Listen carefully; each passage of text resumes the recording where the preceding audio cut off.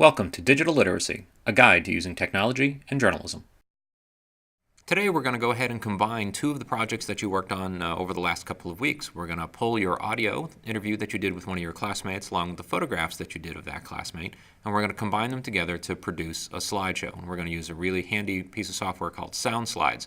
Now, a quick introduction to SoundSlides. A little bit of background on it. SoundSlides is available for both the Macintosh and the Windows platforms. You can go ahead to soundslides.com and pick it up. You can download a free demo version of it. Now, the SoundSlides program, when you buy the license for it, is about $40 for the basic version. There's also a SoundSlides Plus that's $70. I would recommend just working on the basic version of it. The demo is fully functional. However, when you go to export it, you're going to get a big orange bar across your package that says, "I am cheap." Actually, what it really says is that this was made with the SoundSlides demo, and the only way to get rid of that is to go ahead and pay the licensing fee for the software. Once you see how wonderful this program is, I think you're going to want to go ahead and drop $40 on it, because combined with the freeware Audacity program we used a few weeks ago and some photo editing software, you can produce some really, really powerful things. So in addition to producing a slideshow for our goals this week, we're going to go ahead and we're going to think about sequencing. We're going to think about how we're going to put our photographs and in what order. We're going to think about synchronizing them, syncing them up with the audio. One of the things we're going to talk about is when we place transitions in, how we go ahead and move from one image to the next, and how we synchronize that with the audio. All right, so we're going to go ahead and get started with SoundSlides. SoundSlides is going to be down in the dock. It's got a little orange circle for an icon there, and it says SoundSlides. And when you launch it, you're going to get a window that looks, well, exactly like this. And what you're going to want to do is go ahead and click on New to create a project. Now, one of the things you'll have to do before you come in is you're going to have to go ahead and get your audio file, which can only be an MP3 file. So remember, you need to have that exported MP3 file, and you want to have all of your images in one folder, all of the images that you're going to use. So you're going to have to do a little bit of editing before you come in. Now, the images have to be in a JPEG format, which is fine because that's what we've been working with this semester. And again, that audio has to be in an MP3 format. So when you click on that New button, you're going to get this little Save Your Project window that's going to pop up here. And I'm going to go ahead and rename this with today's date and what it is. And I'm going to put it on the desktop. And what it's going to do is it's actually going to create a folder with that information in there. And then you're going to get this window here, which gives you a couple of options. Over here on the left-hand side, we've got some output sizes here. For us, we're just going to work on the standard one. Standard is great if you're going to post things on the web because it creates a fairly compact file. If you're going to be using this to maybe show your portfolio, you may want to click on large or even custom, because this will allow you to plug in the physical dimensions of how you want this to look. We're just going to leave it on standard. Now, you got two buttons over here. This is extremely complex. One of them marked JPEG, one of them marked SND for sound. First thing you're going to do is click on JPEG, and then you're going to navigate to where you have your folder of images, and just click on that folder. So here are my images sitting in this folder that I have on my desktop. I'm going to click Open, and it's going to give you a little progress bar here as it sucks them in.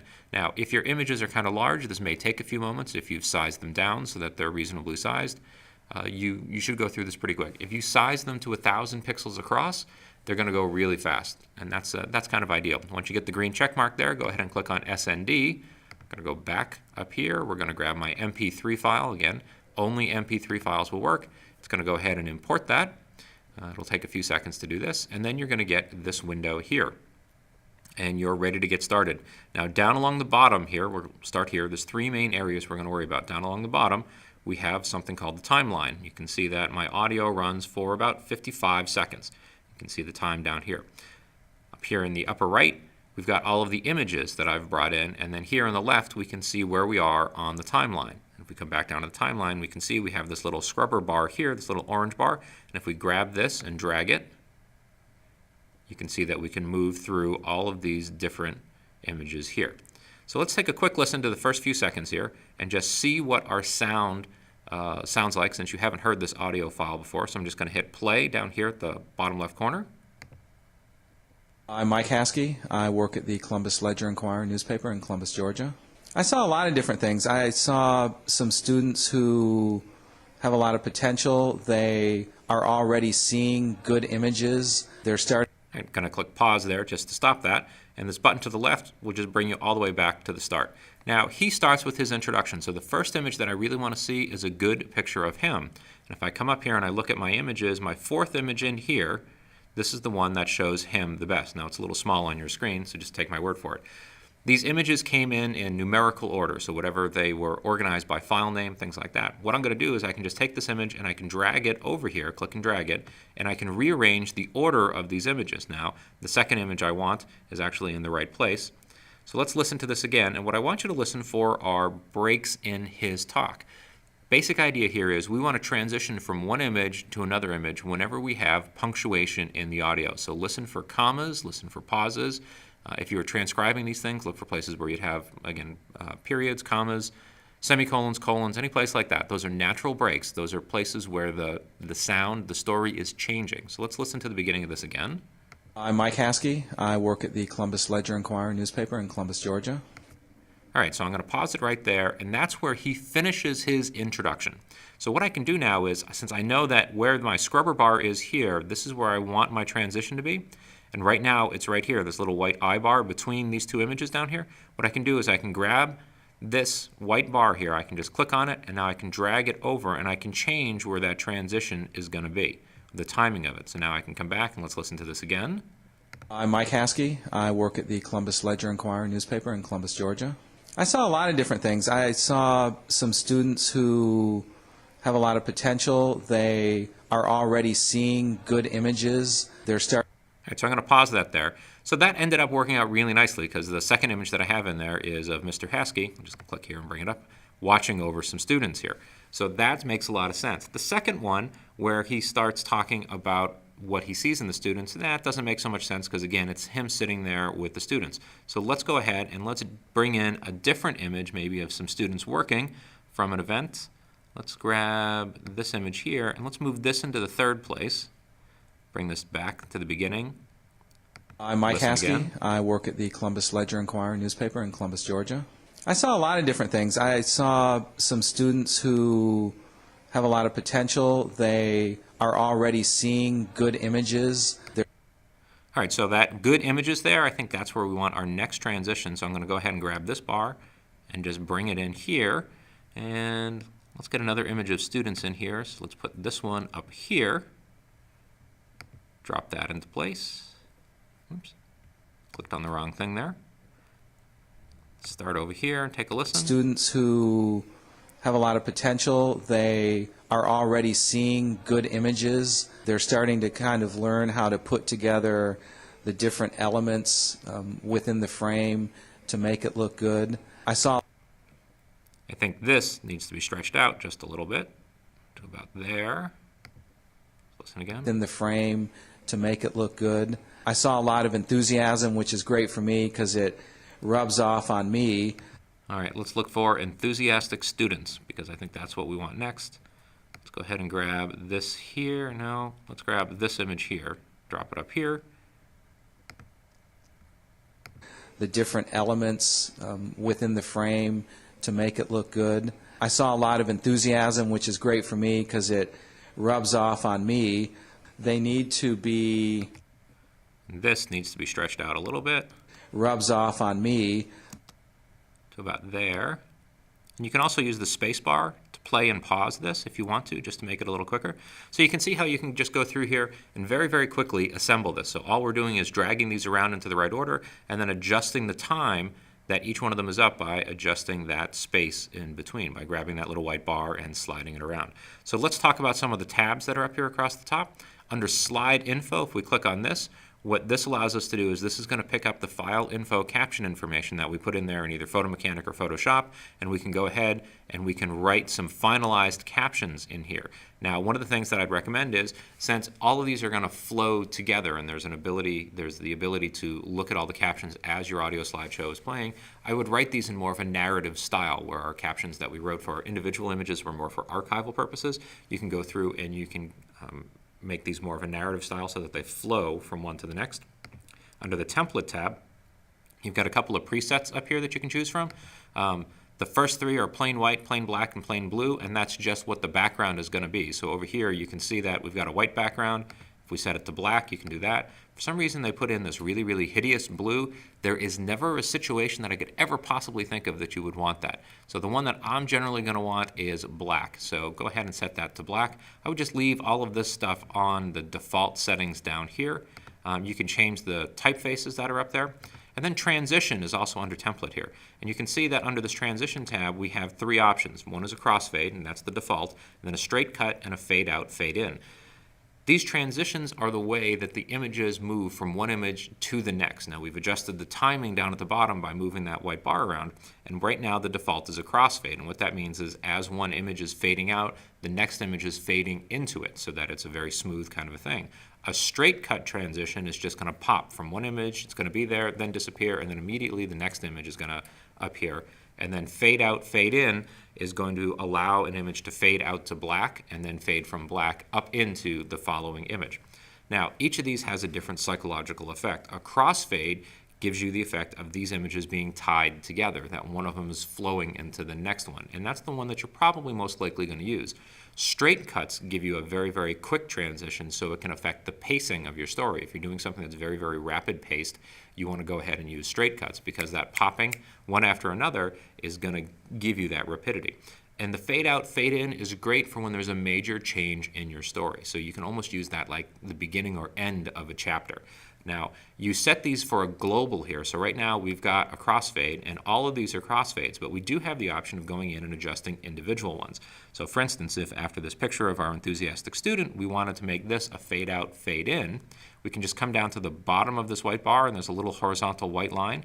If we click on that, we can come up to transition here, and we can change this to whatever we want. So I'm going to change this to a fade out, fade in. I can adjust the duration. So right now it's going to take 1 second to fade out completely and then fade back in. Click apply. I'm going to back up here a little bit, press the space bar to start this playing, and take a look and see how this affects the transition. That rubs off on me. They need to be a little more all right, so you can see how that's fading down and then fading back up, and it's a little jumpy here because we haven't actually exported and created this. So you can go ahead and you can adjust those individually if you want. For your first project, probably just leave them all on crossfade. It's going to be the simplest thing to do. The last thing that's up here under this template is a shell button, and this you're just going to leave on default. If you're working for a news organization, they may have an HTML shell that they want to wrap around your audio slideshows. All right, so the next tab is Project Info, and here you have to put in a headline because otherwise you end up with headline here sitting across the top. So I'm going to put my headline on here real quick, and you generally want to keep these kind of short. And then under credits, you want to put your photo credits here. So if all of the images are yours, you don't need to put your photo credit on each individual caption or cut line that's in there. You can just put them in here. So I'm going to do photos and audio by Marky Johnson, and I'm going to, of course, put my contact information in there, and this will display at the bottom of every one of our frames if we turn the captions on. And then the last tab is audio, and if you find that you've made a mistake in your audio and you want to go edit it, this gives you the option of re-importing your audio, which is really handy except for one small problem. If the length of your audio changes and you've done any work in organizing your images and setting up the timing and transitions on them, that's going to mess up those transitions. So only do this as an absolute last resort. So that's the basics there. You can once again just move your images around whatever order you want them in, adjust the timing of each image, and then go ahead and put your caption information in there, adjust your template if you need to, put your project info in there. Now down here at the bottom we've got a save button, and it's going to tell you that you have unsaved changes. So we're going to go ahead and click save, and when we're done with this, all we have to do is click export. And when we click export, it's going to go ahead and make that slideshow. And it drops all of the pieces. Now there's multiple pieces for this, and you have to understand this. It drops all of the pieces that you need for this to play in a web browser into a folder called Publish to Web. Now here's a little hint on the Mac.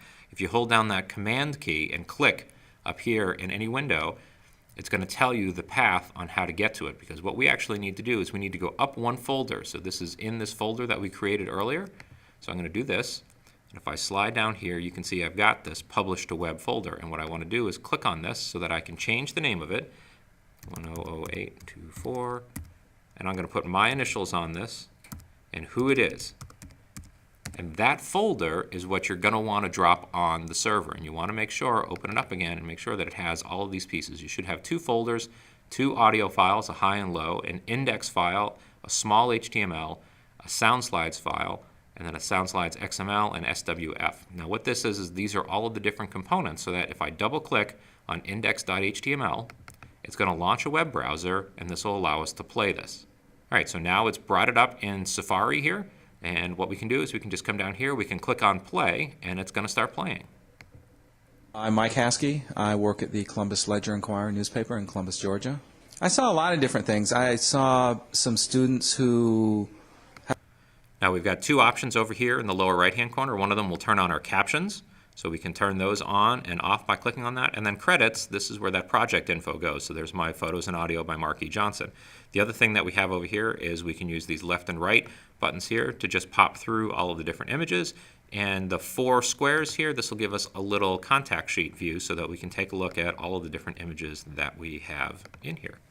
All right, so that's the basics of how you go ahead and build an audio slideshow. It's pretty straightforward. The vocab for this week, first thing that you want to be remembering are MP3. Those are the audio files. SoundSlides will only allow you to bring in an MP3 file, so you have to do that export from Audacity. And JPEGs, JPGs, that's the only image format that SoundSlides will accept. And since that's what we've been working in, that should be straightforward. After that, you want to be thinking about transitions. The transitions are the way we move from one image to the next. And you want to be thinking about how those are synced with your audio, as well as the type of transitions. And we talked about the 3 different types that are in there. The first was the crossfade, where one image fades out and it fades into the next one. After that, we talked about straight cuts, where they just pop from one image to the next with no sort of transition in between. And then the last one we talked about was the fade out, fade in, where one image will fade down to black and then fade back up. The other phrase, the other vocab word you're going to want to remember is that publish to web. You want to make sure that you hit that export button and then take that publish to web folder and rename it and drop that on the server for your assignment this week. If you just drop the publish to web folder onto the server, you may overwrite somebody else who didn't do it right, and it's probably not going to be accepted by your professor. All right, so your task for this week when you come into class is going to be to go ahead and create an audio slideshow using SoundSlides. So you're going to go ahead and import your audio and import your images, and then rearrange the images, match them up with your audio. Go ahead and apply some caption and cut line information. Make sure you put a headline and some credit information in there as well. And then click on Export. Rename that Publish to Web folder and drop it on the server, the entire folder, not the individual components. Take the entire folder, so you're moving a folder onto the server. And one of the things you may want to do is go ahead and double-click on that index.html file that's sitting in that folder. Make sure it actually launches and plays. When you come into the lab this week, make sure you bring a set of headphones, because otherwise you and 15 of your closest friends are going to be competing to try and see who can turn up their Mac the loudest. So a set of headphones are going to be really handy. All right, that wraps up producing audio slideshows for your digital literacy lesson this week. If you have any questions, as always, go ahead and ask your instructors. They are the experts on this. This series was produced for the Journalism Department of the Grady College of Journalism and Mass Communication at the University of Georgia by a grant from the James M. Cox Institute for Newspaper Management Studies.